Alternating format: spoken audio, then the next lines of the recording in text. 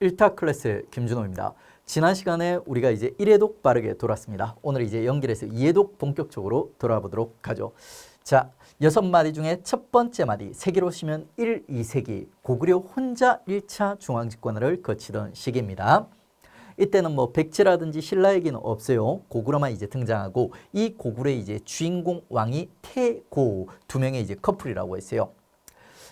태조왕과 고국천왕은 둘이 커플이기 때문에 아예 그냥 둘이 연결해서 다루도록 하겠습니다. 세습의 초기 단계가 이제 형제 세습이요. 형이 아우에게 왕위를 갖다 물려주는 거죠. 요거를 이제 태조왕이 완성시켜 주죠. 형제 세습은 동시에 뭐 고씨, 게르부 고씨가 왕위를 독점하였다 하는 거랑 이제 같은 의미예요. 그리고 이제 고국천왕 때 가면 형제 세습보다도 더 완성된 세습의 완성 끝판왕인 부자 세습이 이루어지게 되는 겁니다. 그리고 이제 태조왕 때 1차 중앙집권하에 역시 하나인 이죠. 부해정비. 부해정비가 이제 고구려 같은 경우는 5개의 부가 있거든요. 5부가 정비가 되는데 아직까지도 부족적인 성격이 강하게 남아있는 거야. 미완성이었던 거예요. 이거를 고국천왕이 순수한 행정적인 성격의 5부로 완성시켜준다. 태조왕이 시작하면 고국천왕은 완성시켜준다. 이렇게 이제 세습과 그리고 부해정비를 정리하시면 돼요. 그 밖에 있죠. 태조왕과 고국천왕의 각각의 독자적인 업적이 하나씩 더 있어요. 태조왕은 있죠. 옥조 멸망, 불쌍한 옥조 기억나시죠? 그 옥조를 멸망시키고 통합하는 게 태조왕이에요. 동옥조 이런 거 안 중요해. 부여도 마찬가지예요. 북부여, 뭐 동부여 별로 안 중요해. 그러니까 그냥 이제 옥조를 멸망시켰다 이렇게 기억하시면 돼요. 그리고 고국천왕은 있죠. 자, 요거는 별표 주세요. 진대법이라는 법을 실시하게 되는데 이 진대법이 뭐 하는 법이냐면 자, 구율법이에요. 구율법. 우리 구율법은 앞으로 여러 번 다루게 될 거예요. 구율법은 있죠. 불쌍하게 여겨서 구하다 이런 뜻이에요. 훌이 불쌍하게 여기다 이런 뜻이에요. 그러니까 백성들이 있죠. 먹을 게 없어서 굶주리는 백성들에게 쌀을 빌려주는 제도, 그 제도가 바로 구율법이에요. 진대법이라는 제도가 백성들에게 쌀을 빌려주는 우리 역사상 최초의 제도라는 거예요. 이 제도를 누가 실시하냐면 고구려의 평민 출신의 명재상인 을파소라는 인물이 실시했다. 자, 이것도 중요하고요. 동시에 이 구율법 자체가 중요해요. 구율법 자체가 왜 중요하냐면 자, 우리 역사와 관련된 상식을 하나 배울 건데 그 국내에서 있지 않습니까? 왕과 귀족들, 왕과 기득권 세력들이 경쟁 관계에 있어요. 이들이 각각 뭐를 좋아하는지 우리는 파악을 해야 되는데 왕은 양인, 평민들을 좋아해요. 평민들. 왜? 이 평민들은 세금을 따박따박 내고 그게 이제 왕의 경제력이 되는 거예요. 근데 여기에 반해서 귀족들은 있지 않습니까? 노비를 좋아해요. 노비를. 왜? 노비는 귀족의 사유재산인 거예요. 그래서 귀족들은 끊임없이 양인들, 평민들을 노비로 만들려고 하고 그리고 왕들은 있죠. 요 노비들을 갖다 양이나 평민화 시키려고 노력한다. 이렇게 이제 왕과 귀족들이 이제 경쟁관계다. 이렇게 보시면 되는 겁니다. 자, 이런 상황을 갖다 염두에 두시고 있지 않습니까? 자, 백성들이 이제 배가 고파요. 이 백성들을 가만히 놔두게 되면 얘들이 먹을 게 없으니까 귀족들한테 몸을 팔아서 노비가 되게 돼요. 그러면 왕권이 강해지는 게 아니라 귀족들의 힘이 강해지고 왕권은 약해지는 거예요. 그래 똘똘하고 현명한 왕들이라면 있죠. 이 백성들을 갖다 구해야 되는 거야. 그 왕권을 갖다 간접적으로 강화시켜주고 백성들을 갖다 구제하는 법이 바로 구율법이에요. 중앙집권과 왕권 강화 측면에서도 구율법이 의미가 있기 때문에 구율법은 전부 다 중요하다고 보시면 돼요. 그 중요한 구율법이 처음으로 실시됐던 게 고국천왕 때입니다. 자, 이렇게 이제 우리 그 첫 번째 말이 있죠. 태고의 시기에 각각 커플 업적 그리고 독자적인 하나의 업적들을 정리했습니다. 그리고 이제 두 번째 말이 백제 전성기 고근침해 시대 우리가 들어가 보도록 하겠습니다. 자, 먼저 이제 고이방부터 들어갈게요. 고이방은 포지션 기억나시죠? 그러니까 백제 전성기를 준비해준 왕이에요. 가장 중요한 업적은 뭐니 해도 중앙집권화의 완성판, 끝판왕의 양대축 중 하나인 율령을 반포했다는 거예요. 그리고 이제 그 밖의 업적들도 우리가 같이 정리할게요. 자, 육자평제라는 백제 중앙에 있지 않습니까? 중앙에 6명의 귀족들이 있죠. 귀족들이 중심이 돼서 국가의 업무를 6개 파트로 나누는 특수한 있죠. 중앙의 행정 조직을 갖다 완성시키는 모습을 보여줘요. 육자평제. 그리고 이제 세습의 1단계라 할 수 있는 형제 세습을 고이왕 때 실시하게 되는데 여러분 형제 세습은 기억하지 마세요. 형제 세습은 시험에 안 나옵니까? 나와요. 그러니까. 근데 부자 세습이 일단 더 중요하고 있죠. 우리가 부자 세습 3대 3국의 각각의 부자 세습을 완성하는 팁이 있어요. 그런 다음에 부자 세습 바로 앞에 있지 않습니까? 우리가 배웠던 왕들이 형제 세습을 했다. 이렇게 연결하면 쉽게 완성할 수 있어요. 각국이 3국이 보면 각각 있지 않습니까? 부자 세습이 완성된 각각 바로 그 전에 배운 왕들이 형제 세습을 완성하기 때문에 우리가 공식처럼 이걸 갖다 적용시키면 형제 세습은 따로 적용할 필요가 암기할 필요가 없다는 거예요. 자, 그다음에 이제 고이왕은 있지 않습니까? 이런 율령 반포를 중심으로 어느 정도 중앙으로 힘이 집중되죠. 그러면 이제 그 힘을 바탕으로 한강 일대를 완벽하게 장악하는 모습을 보여주고 있죠. 그리고 이제 그 과정에서 사만에서 가장 싸움을 잘했던 목주국이라는 국가를 갖다가 정복하고 멸망시키는 모습을 보여줍니다. 그리고 동시에 이제 고이왕은 지리적 이점, 한강이라는 지리적 이점을 이용해서 중국과 활발하게 교류를 하는 모습들도 보여주고요. 요게 이제 고이왕과 관련된 출제 포인트라고 보시면 돼요. 그리고 이제 고이왕이 이렇게 전성기를 갖다 준비해주면 이 힘을 바탕으로 중앙집권화를 바탕으로 해서 근초구왕이라는 백제 전성기왕이 등장합니다.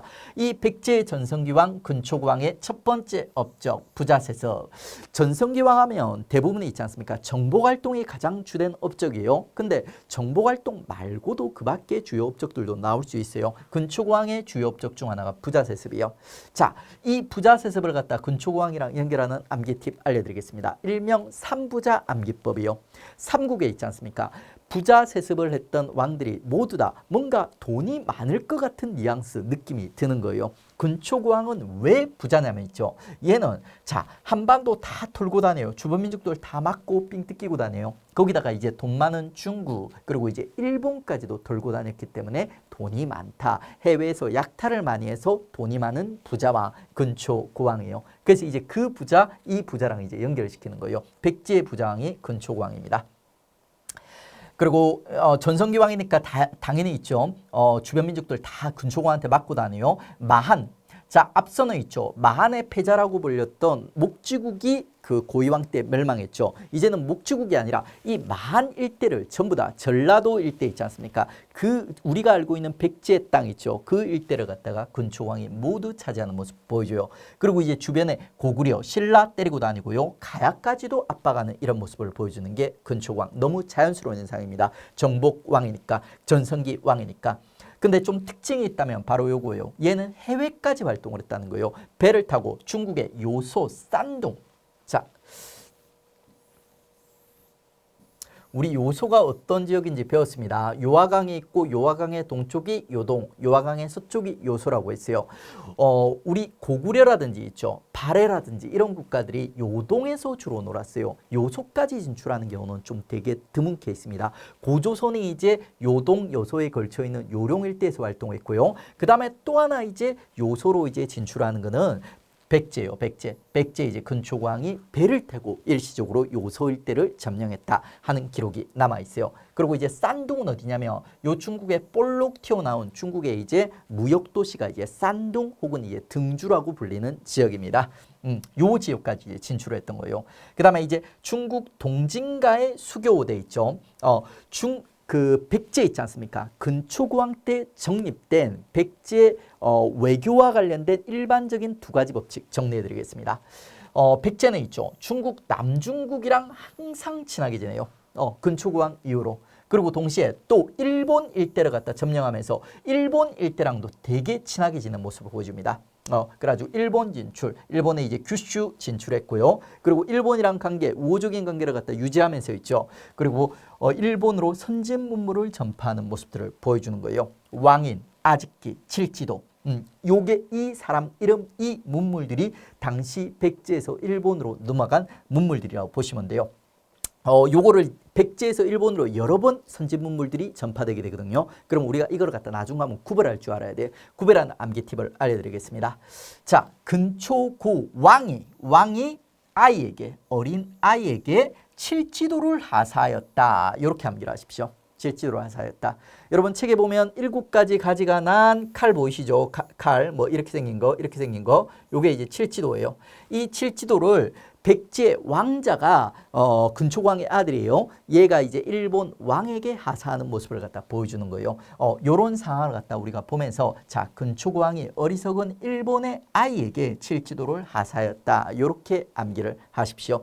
왕이 아이에게 칠지도를 하사하였다. 근초광이 해서 이제 근초광 때 넘어간 3대 문물 정리할 수 있습니다.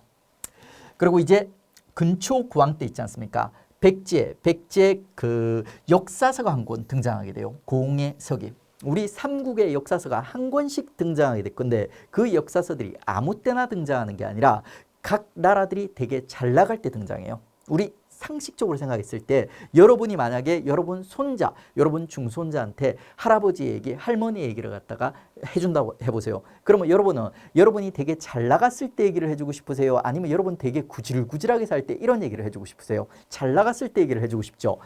마찬가지였던 거예요. 그래서 이제 삼국의 역사서들은 있죠. 삼국에 주로 전성기왕이나 아주 잘 나갔을 때 왕 때 등장하게 되는 거예요. 그래서 이제 백제 전성기왕인 근초구왕 때 있죠. 백제 역사서 고흥의 석이라는 역사서가 나오게 되는 겁니다. 자, 다음에 이제 침류왕. 침류왕은 업적이 별로 없어요. 그냥 이제 고이왕이 빠트린 있지 않습니까? 불교 수용을 침류왕이 메꿔 넣었다. 이렇게 보시면 돼요. 다른 이제 신라라든지 고구려 같은 나라들은 불교 수용과 율령반포를 같이 하게 돼요. 둘 다 중앙집권화랑 관련돼 있기 때문에 중앙집권화에 관심이 많은 왕들이 동시에 수행하게 되는 거예요. 근데 백제만 이렇게 갈랐었던 이유가 뭐냐면 고이왕이 너무 조숙했기 때문에요. 고이왕이 그 중국으로부터 율령을 갖다 수용할 때 있죠. 요때 불교가 아직 중국에서조차도 확산이 안 된 상태였기 때문입니다. 그래 고이왕이 너무 빨리 율령을 반포하다 보니까 불교를 같이 못 가지고 온 거야. 그 빠뜨린 거를 침류왕이 보충하였다. 율령 반포는 단순히 있죠. 어느 왕이 율령을 반포하였다. 요까지 완성하면 요까지 암기하면 완성된 지식이에요. 근데 불교는 여기서 한 단계 더 나가야 돼요. 어느 왕, 침류왕이 불교를 수용하였다. 여기서 끝나는 게 아니라 누가 불교를 가져왔는데 어느 나라에서 가져왔는데 요까지 암기를 갖다 해주셔야 됩니다. 자. 근초고왕 때부터 친해진 남중국 동진에서 가져왔고요. 그 다음에 이제 인도 승려 마라난타가 가져왔어요. 마라난타 이름 보니까 우리나라 사람 이름 아니죠. 중국 사람 이름 아니죠. 그러니까 인도 사람이에요. 불교가 이제 인도에서 탄생했기 때문입니다. 석가모니가 인도의 왕자 출신이라는 건 알고 계시죠? 그래서 이제 인도에서 이렇게 불교로 갖다 들어온 게 침류왕 때입니다. 자, 그러면 이제 우리가 고근침이 있죠. 요 라인이 이제 완성이 됐어요. 여기서 이제 끝나는 게 아니에요. 고근침이 이 시대 때 역사를 갖다가 주도하긴 했지만 이 시대 때 고구려랑 신라도 있었던 거예요. 신라는 아직 중앙집권화 단계로서 중앙집권화 고대 국가로서 발전을 못했기 때문에 다루지 않는데 고구려는 분명히 존재하고 있었어요. 뭔가 좀 찌질한 모습이긴 하지만 공존하고 있었던 거예요. 그래서 이제 이 고근침의 시대 때 있지 않습니까? 고근침에게 영향을 받는 혹은 공존했던 있죠. 고구려 왕들에 대한 얘기들도 우리가 같이 풀어가야 돼요. 고이왕 때 동천왕이라는 고구려 왕이 있는데 등신왕이에요. 이거는 이제 나중에 우리 완전 고수가 되면 다뤄주시고 초보자 때는 얘를 무시해 주십시오. 그 다음에 이제 근초구왕 무렵에 있죠.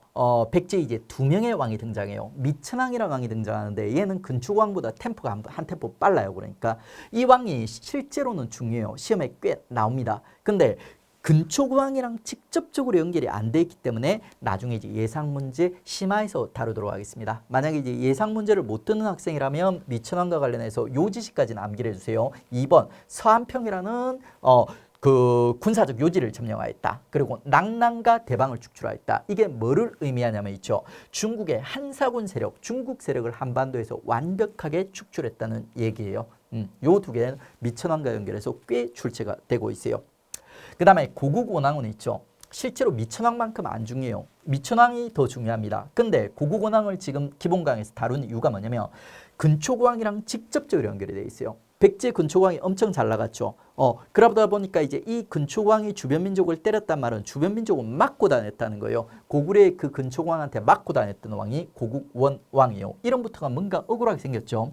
우리 아까 이제 태고 커플에서 고국천왕 봤죠. 고국천왕이랑은 달라요. 고국천왕은 나름 잘 나갔던 왕이에요. 근데 얘는 이름부터가 뭔가 좀 찌질하게 생겼어요. 고국원왕, 원망하다 이런 이제 원왕. 먼저 북쪽에서 있죠. 중국의 전현이란 나라한테 맞고 와요. 우리 연나라가 우리 역사랑 되게 악연이 깊어요. 여러분 단연위망에서 고조선을 때렸던 연나라 기억나시죠? 그 연나라를 계승하는 국가가 바로 전연이에요. 이 전연이라는 나라가 고구려를 침략해가지고 있죠. 아주 잔인하게 아빠 미천왕의 시체를 빼앗아가고 엄마를 납치해가는 모습을 갖다 보여주는 거예요. 그래서 이제 고국원왕이 연나라 왕한테 찾아가지고 무릎 꿇고 이제 항복을 하는 거예요. 아빠 시체, 엄마를 갖다 돌려달라면서. 그래 이제 아빠 시체만 돌려준다면 앞으로 내가 북쪽으로는 알짱거리지 않겠다면서 항복을 갖다 했던 겁니다. 그러고 나서 이제 남쪽으로 내려오려고 했는데 늑대를 피해서 왔더니 남쪽에 호랑이가 있었던 거예요. 호랑이가 바로 이제 근초고왕이 되는 거죠. 그래서 이제 그 근초고왕과의 전투에서 고국원왕이 전사하는 모습을 보여줘요. 평양에서 이제 공격을 받아가지고 고국원왕이 전사하게 됩니다. 운이 되게 없었던 왕이죠. 그게 이제 불쌍한 고국원왕. 그리고 이제 침류왕 때요. 침류왕 때. 침류왕 때는 이제 소수리망. 고국 원왕의 아들이에요. 아빠가 이제 근초고왕한테 맞아 죽은 거예요. 그러다 보니까 이제 그 아들이 이제 반성을 하는 거예요. 왜? 우리 고구려가 백제보다 영토도 넓고 인구도 더 많고 우리 고구려인들이 백제인보다 더 용맹하다는 거예요. 근데 우리 고구려인이 왜 저 조그만 백제들한테 맞고 우리 아빠는 전사를 했을까 고민을 하다가 똘똘한 소수리망이 결론을 갖다 냈던 거예요. 답을 끌어냈던 거예요. 뭐냐면 백제는 이미 율령반포라는 반쪽짜리지만 중앙집권화를 해서 중앙으로 힘을 집중을 시켰다는 거예요. 근데 고구려는 이걸 못했다는 거예요. 그래서 이제 소수리망은 있죠. 살아생전에 모든 힘을 중앙집권화에 쏟아붓는 모습을 보여줍니다. 그래서 율령반포 그리고 불교수용 완벽하죠. 거기다 플러스 하나를 더해요. 그러니까 태학. 태학은 중앙에서 유학을 가리키는 교육기관이에요. 불교도 사상적으로 그 중앙집권화의 하나의 도구라고 볼 수 있어요. 근데 불교보다도 더 중앙집권화를 확실하게 할 수 있는 사상이 바로 유학입니다. 그 유학에 소수리망은 또 관심을 가진 거예요. 그래가지고 이제 삼국 중 어떤 왕보다도 더 완벽하게 중앙집권화를 갖다가 위해서 노력했던 중앙집권화의 도구들을 갖다 완비했던 왕이 소수리망이에요. 소수리망의 모든 업적들은 전부 중앙집권화와 관련되어 있다. 이렇게 보시면 돼요. 그 다음에 이제 불교 수용 같은 경우는 불교를 수용했다 소수리망 때 여기서 끝나는 게 아니에요. 한 단계 더 나가야 된다고 했습니다. 어디로부터? 자, 고구려랑 붙어 있는 전진이 있죠. 전진이란 나라로부터. 그리고 누가 가져왔다? 순도와 아도. 순도는 불교를 가져오고 있죠. 아도는 이렇게 가져온 불교를 갖다 정착시키는데 기여했던 승려. 그래서 이제 순도와 아도가 소수리망 때 불교를 수용하였다. 이렇게 기억을 해주시면 됩니다. 자, 이렇게 해서 이제 우리 3에서 4세기 있죠. 고근침의 시기를 갖다 이제 정리를 했습니다. 자, 고이왕 때 율령반포, 그리고 근초고왕 때 전성기 국화고요. 그리고 이제 침류왕 때 있지 않습니까? 침류왕 때 불교를 갖다 수용했다. 그리고 이제 이 시기에 고근침의 영향을 받는 고구려, 신라는 아직 역사의 전면에 등장하지 않았어요. 그 고근침의 영향을 받는 고구려가 있지 않습니까? 일명 동치미 고수예요. 동치미 고수.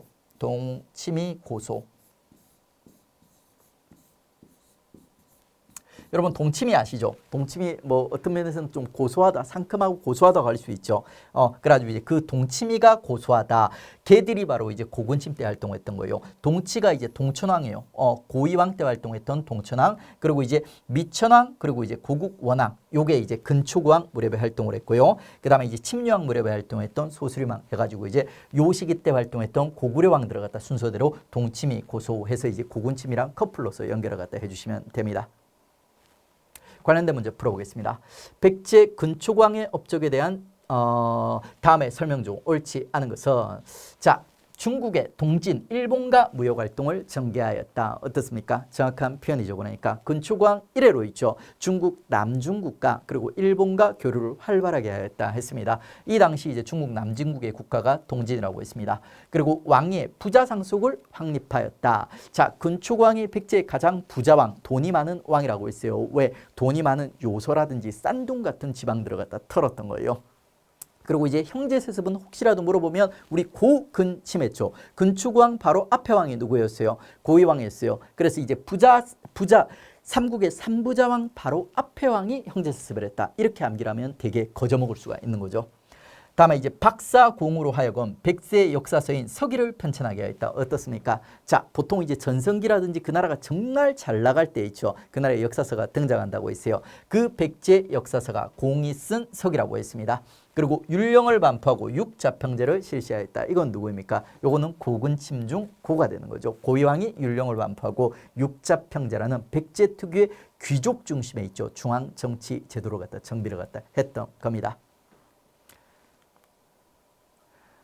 자, 이렇게 해서 이제 우리 삼국에 이제 6마디 있죠. 6마디 중 첫 번째와 두 번째 이해독 돌았습니다. 수고하셨습니다.